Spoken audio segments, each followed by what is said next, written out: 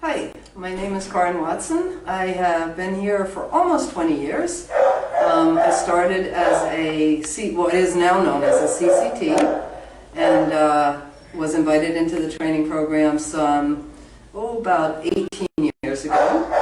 And prior to that, I was a vet tech for over a decade, and I can't imagine working anywhere else. I was asked what I like most about my job, and that's a hard one because there are so many things I love about my job. I love when I come in the morning that I know that the day is going to be different than the day before. There are always surprises, usually nice, pleasant ones. Working with all the different dogs, meeting and working with people that I've known for a long time and meeting new people. Being in class with the students, and seeing the transition from a rookie team to a team that walks beautifully together, and so those are just a few of the things I love about my job. Thank you so much. Hi, my name is Megan. I have been at Southeastern for 7 years now. My background is I have a bachelor's degree in animal science, and I'd always had an interest in service dogs, and so after I graduated, I was looking for a job and found Southeastern, started in the kennel, and it's history from there. My favorite part about my job is obviously these guys right here, and also just seeing the difference that a dog makes in someone's life and how it opens up so many doors for independence, and it's just an amazing relationship to watch grow. I'm Stephanie Spence, and I've been here for about 6 years now. I actually have a degree in marine biology, so I wanted to do kind of work with dolphins and whales and doing rehab work and stuff, but I love all animals in general, and the aspect of training really interested me. So one of my friends, Alice, who's also a trainer here, actually started working here, and she brought me over, and we worked together in the kennels, and then we both worked our way up to trainer. And what I love about my job is obviously the end result is seeing how far these pups come, and what kind of good work they do and how they change their people's lives, and it's just really fulfilling being able to do something like that. I'm Cheryl Furman. I've been at Southeastern for 4 years. I'm an apprentice, a trainer, and I've raised puppies most of my life since I was 12. I love everything about the job, the dogs, the people, the matches, and the rewarding aspect of it. The things we're looking for in phase 3 are we want to build on the skills that the dogs have already learned, and that's almost everything, at least on a very basic level. So what we're looking for now is to build on those skills in all kinds of different environments, and the skills sometimes are applied in a little more complex way, and we want to see the dogs starting to make some decisions on their own. We want to see if they're capable of doing that, actually, and then we want to see if the dogs can adjust to novel environments and cope with novel objects, just new environments. See how well they can cope with those things. And then there are a few skills that we're adding at this point, and one of them is escalators. And elevators, although there's a good chance they've had that introduction in phase 2, since we have an elevator on campus. But certainly escalators. We also want to build on their step skills, which probably we haven't worked on too terribly much yet. We'll start introducing a lot of different types of steps, steps with landings, open back steps, steps with carpet, steps with no carpet, indoor, outdoor, things like that. So steps are a really big deal, because if a dog won't do an escalator, that's not a deal breaker. They can still go on to be guide dogs, provided that they can master steps really well. So they have to be able to do that, and of course the elevator is also an alternative. All right, so the other thing that, one of the first things we do in phase 3 is we start teaching traffic awareness. We can't teach them not to be afraid of traffic, but what we can do is try to create an understanding of when a vehicle is a threat and when it isn't. And so I think you videoed some of that, Catherine, where we start to teach them traffic awareness using golf cart, and then we'll use, shopping cart, and then the golf cart, and then we'll actually do a traffic check on a off-curb route right near the school with our director, so he can assess them as well. And then from there we just get them into a variety of traffic in new environments, anything from very light traffic to very heavy, very close traffic with no shoulder, to gauge whether or not, or what level of traffic they can handle. We do have some dogs that can't deal with a very high volume or very close to traffic, and that's sometimes okay. There are times when we can still manage to find a good match for them, because in those instances we certainly have people who don't live in busy hustle-bustle cities.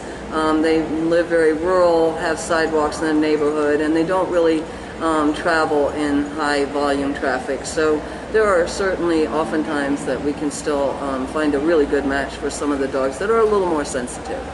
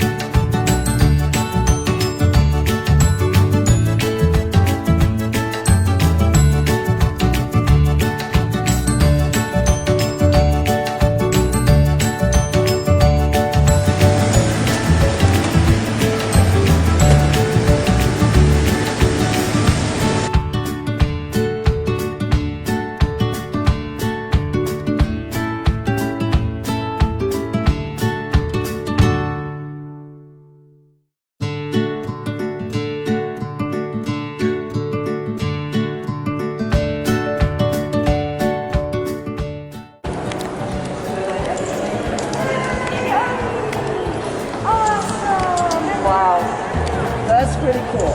Good boy. Good boy. Yay, good boy. Yay. So this tells me a lot about this dog. And that is that he's willing to try new things. That's awesome.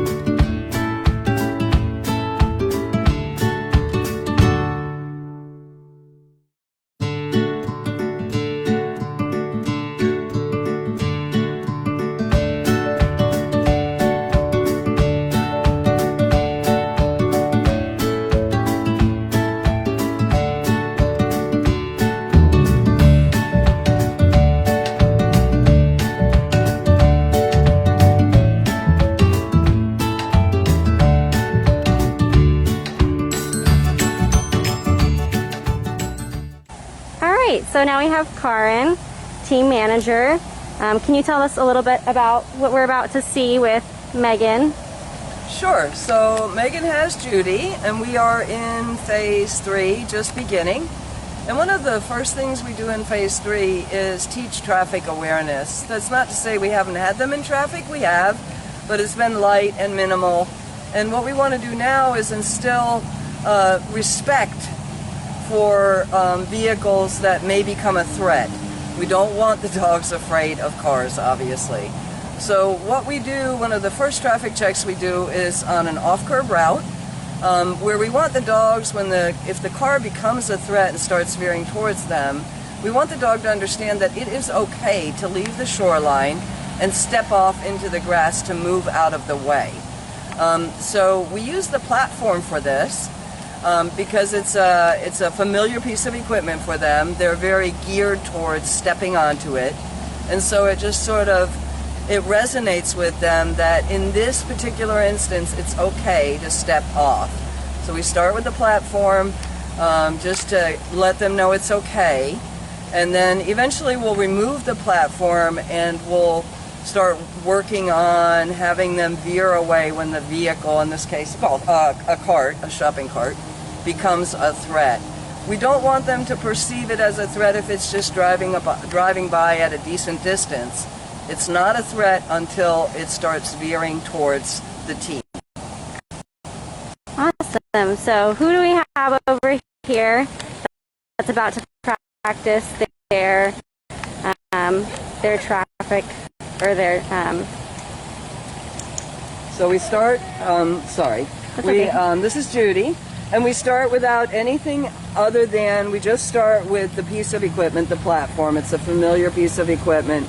And what happens is the dog sees the platform and they don't need to, it's going to go right for it, because we've spent a lot of time working with it, as well as you have too, to teach things like that. So they're very geared to stepping off. So that's all is to make sure that they remember, which they usually do. And so we're just going to repeat this a couple of times and reward for it. And you'll see how she just automatically just steps right off onto the platform. So that's good. That's step one. Perfect. Good job, Judy. Yes.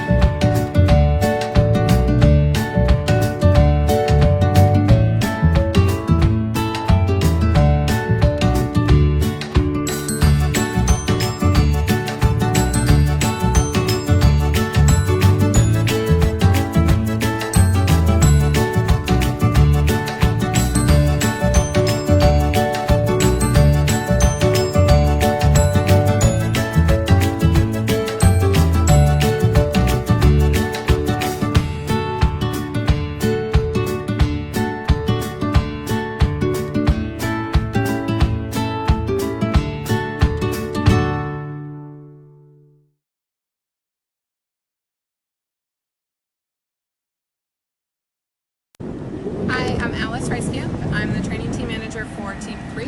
I've been at Southeastern for 10 and a half years now. Before that, I did some internships training dolphins and working at a zoo after college, where I graduated with my BS in biology and a psychology minor. And what I love about my job, I love hanging out with these guys all day. I love watching it all come together. I love when they get something, like it really clicks and you can tell that they understand what I want them to do and they're happy to do it. And I also love matching the dogs with students. I love everything. Hi, my name is Chrissy Sanford. I've been with Southeastern for about 10 years now. I came to Southeastern after college. I knew I wanted to work with animals in some respect, and I was thinking about how I could do that in a really rewarding way. I found out through a Google search, Southeastern Guide Dogs, and I was like, what better way to get involved with animals and make a difference in the world. So started here as a canine care technician in the kennel, worked my way up to an apprenticeship, and 10 years later, here I am, loving what I do. One of my favorite things about what I do is working with the dogs, watching them develop from the puppy that just came in to the amazing guide dog that they can be. As many times as we've done this, it never gets old, seeing them have those click moments and really developing into a dog that can really change somebody's life. And of course, we all love the end product. We get to see them with their final handler and how much the handler loves them and how much they love their handler, and it's just the difference they can make in somebody's life. Hello, my name is Jonathan Buelan, and I've been here for 12 years. I enjoy working with the students and placing the dogs and just seeing what the dogs are capable of. My name is Christine Fulton. I've been with Southeastern for about 3.5 years now. My background is a little complicated. I was in finance for many years, decided to change my career and found my way here. What I love most about my job is that not only do I get to work with dogs, but I also get to help people. I get to open up somebody's life to new adventures and help them gain independence, freedom, and safe mobility.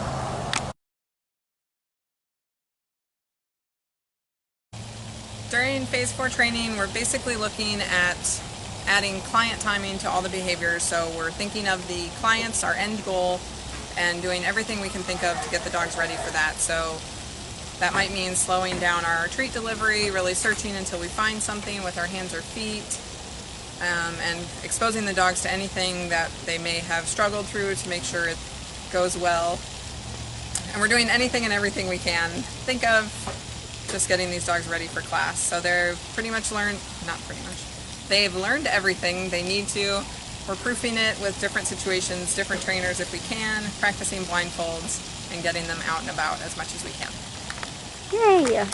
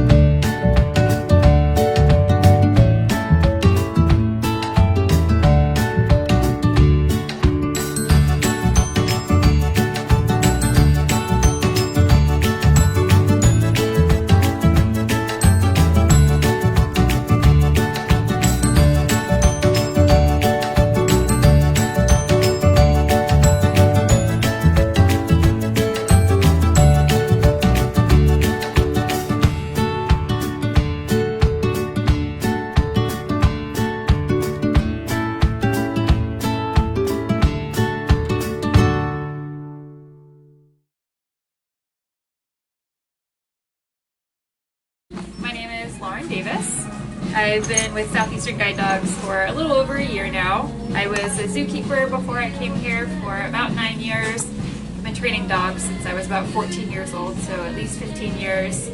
And one of my favorite things about my job, not just working with dogs, is I really love the impact that we make, especially with the veterans.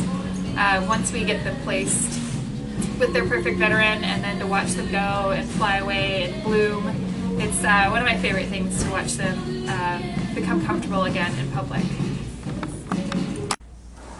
Hi, Hi, I'm Annie. I'm one of the service dog trainers here at Southeastern Guide Dogs. I've been here for almost 2 years. I have a background growing up doing dog sports, and I went to college for animal behavior. And I would have to say my favorite part of the job is seeing the bond develop between the students and the dogs during class. My name's Amy Bernard, and I'm on the service dog team. I joined Southeastern in 2014. My background, I have been an animal trainer for over 20 years. I started with marine mammals before moving into dogs. And my favorite part about my job is getting to be with the dogs every day. I love working in a team. We work really closely together. We all get along great, so it's a lot of fun to kind of hang out with your team, work your dogs, train your dogs, and then ultimately place your dogs together as a team. And watching them when they're all done with their training and being matched with their person is probably one of the most fulfilling things that you could ever do. It's just really uplifting to see how those dogs can change our veterans' lives. And I love class. It's one of my favorite parts because we get to see that. So that's my favorite part of my job.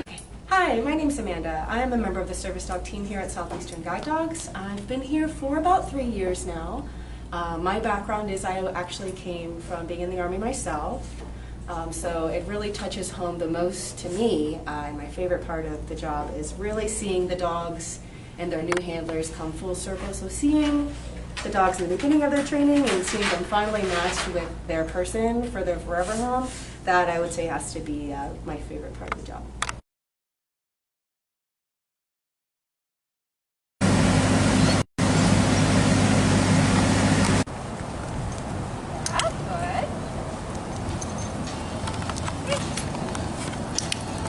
So he's really just working on staying engaged with me and staying with me.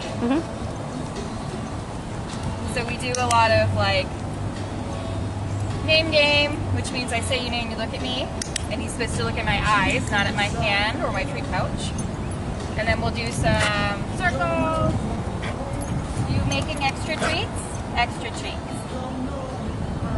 or we'll stop and back up. So that's a collar cue. We want them to be as soft as possible, so I don't want to have to pull in order to get them to go. It's just a light pressure, because a lot of our guys are, some of them are older, or they have injuries, and we don't want them to have to exert muscle or pressure in order to get their dog to listen to them. They should be in tune with you. See? Good.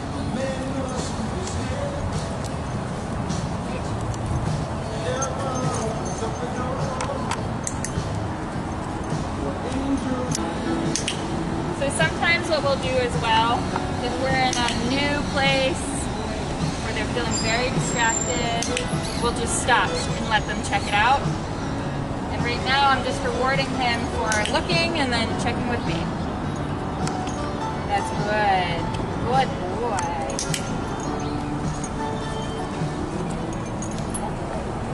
See? Good. Nice. Good job.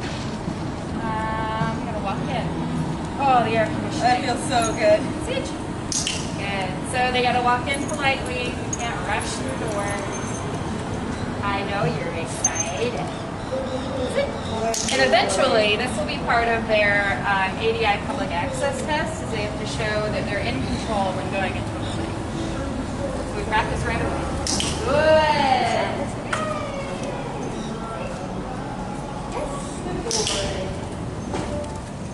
So every time we go through a door, he'll look at me. It's because every time we go through the door, he gets a cookie. Good boy. Good job.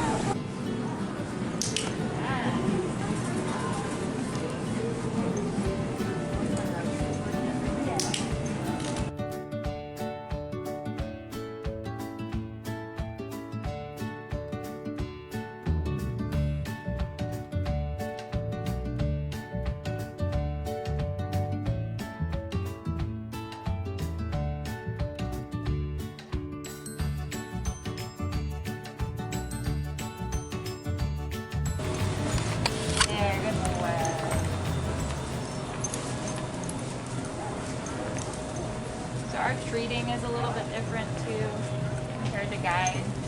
So with guide, you'll see them treat out here because the dog needs to be out there. We have to treat back here. The dog's supposed to be here. And what we'll do sometimes too is we'll switch sides and treat like this. See?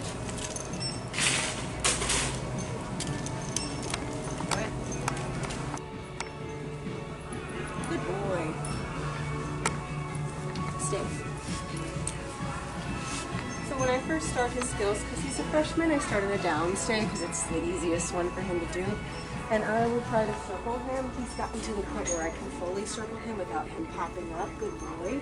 I'm just going to go the other way. Good boy. Good job. Sandy, sit. Oh, good job. He's been working on that one. Building his little core muscles. Stay.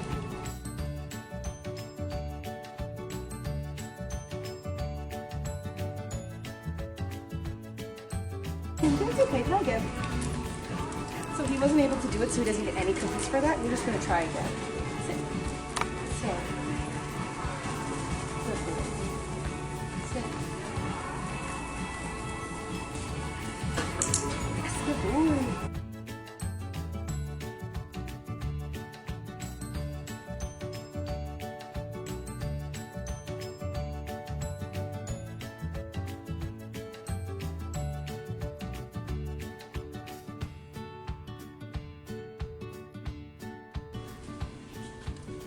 This is called a stand stay, and it's actually one of the main bases or foundation cues that the service dogs will learn, because the stand stay, it's like a bridge to all his new skills. So once he's got this, oh boy, he'll be able to move on to learning some skills.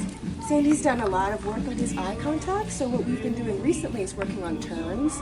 So when I say, Sandy, let's go, he will turn with me so as I don't run into him. Let's go, bud. Let's go. Good job. Let's go. Good boy. Good job. Sandy, let's go. Good boy. So you just put your feet out a little bit so the dog has some space to go to, and then you just tell them down on your feet, and they stay there. She naturally covers a break when she goes close. Close. Now, she leans against you really well, so that's something that her person's probably really gonna like.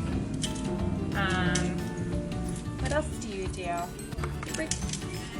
So M&Ms are just different positions, just in case you're somewhere. It's really helpful if you're like in an airport or somewhere that's tight, where you can tell them to go in front. They go in the front. Nope, front. Yes, good girl. She likes to scoop, so you have to be careful. Good side. Then they can go on the right side, and they should be able to walk on the right side. Let's go. If we need them to. She says, I am left-handed, and I prefer the left. Good girl. But for our guys, if they need a right-handed dog, we would train them on the right side, so everything would be on the right. So girls, heel. Good job.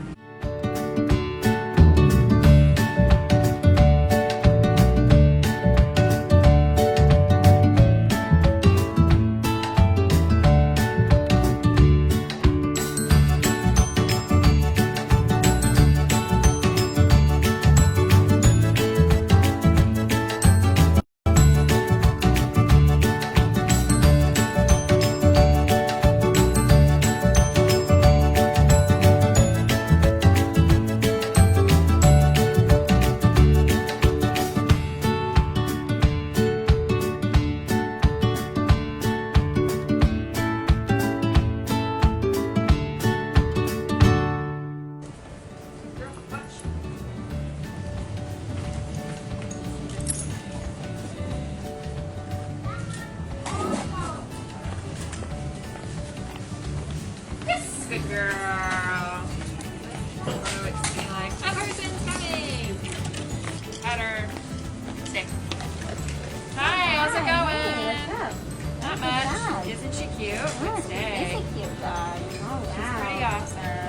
gonna be like, excuse me.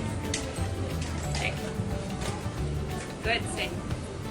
So really I could be like, have her there, and then I could be shopping and feel like I have some space.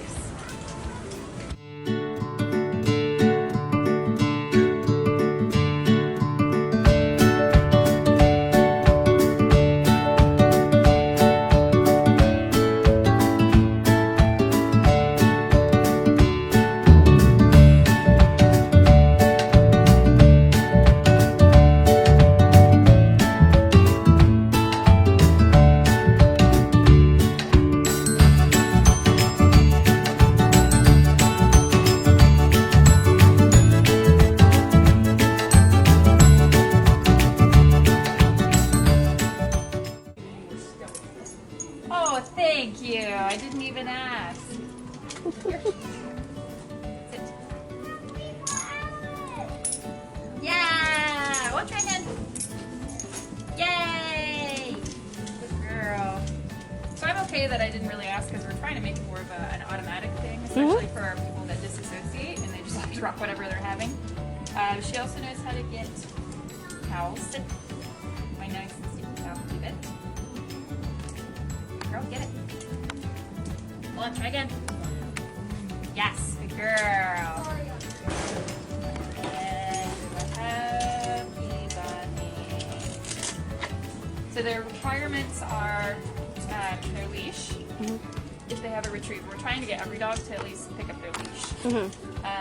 Some of them are weird about the texture, but so their requirements if they have a retrieve are their leash, something metal / jingly, something long, so a cane or an umbrella are usually what we use, and then like cloth of some sort. Sit.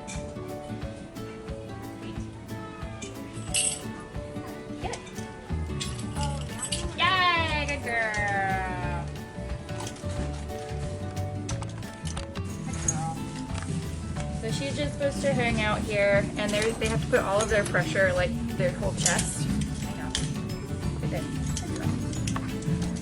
And then they're supposed to stay until you tell them off as you fall off. Come here, try again.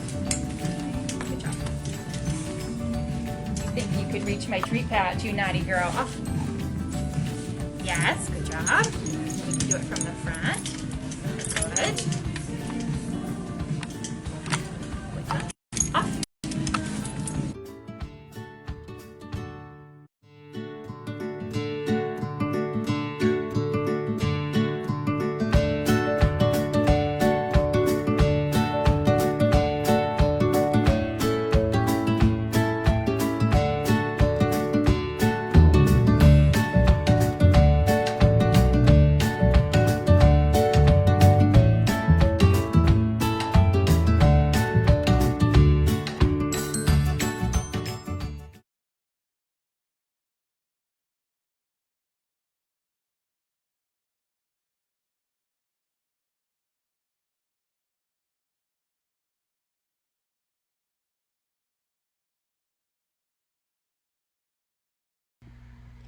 All right, everybody, we are now live for the Q&A at the end of the Facebook Live video.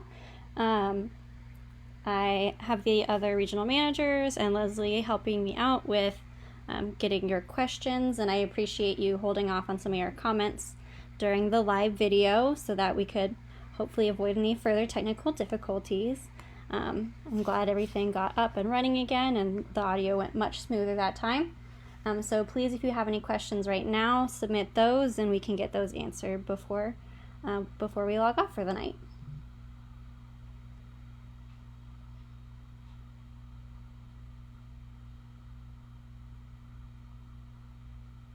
I don't see any new questions. I know that there were some earlier answered by the other regional managers. Some good questions about, when dogs are decided for service dogs versus guide dogs, as well as some of the harder things to teach a guide dog. And Christy said, impulse control, kind of like with puppy raising.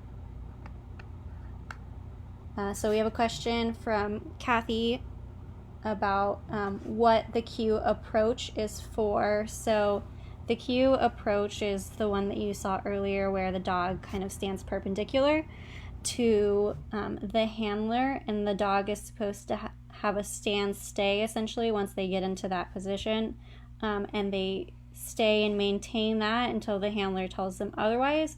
That gives the handler some physical space around them, kind of a boundary between themselves and anyone who maybe is coming closer. So like Lauren was mentioning, they'll use it in an aisle to give themselves some physical space from any strangers approaching. They may also want to use it in the checkout line, so they may have the dog go into an approach behind them just to give them some physical boundaries between whoever is next in line, and then on their other side they probably have their shopping cart.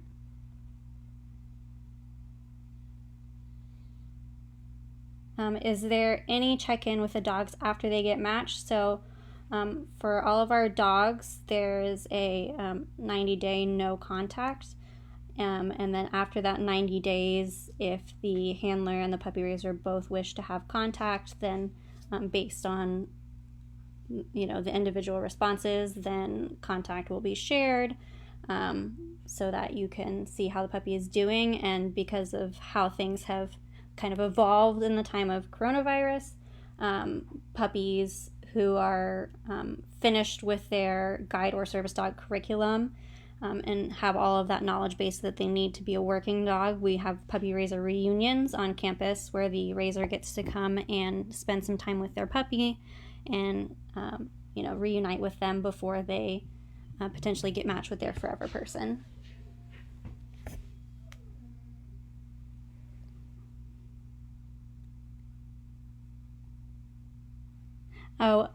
If you're meaning, do the dogs and the handlers get checked in on after their match? Yes, the trainers do have follow-up with the clients. I believe it's annually.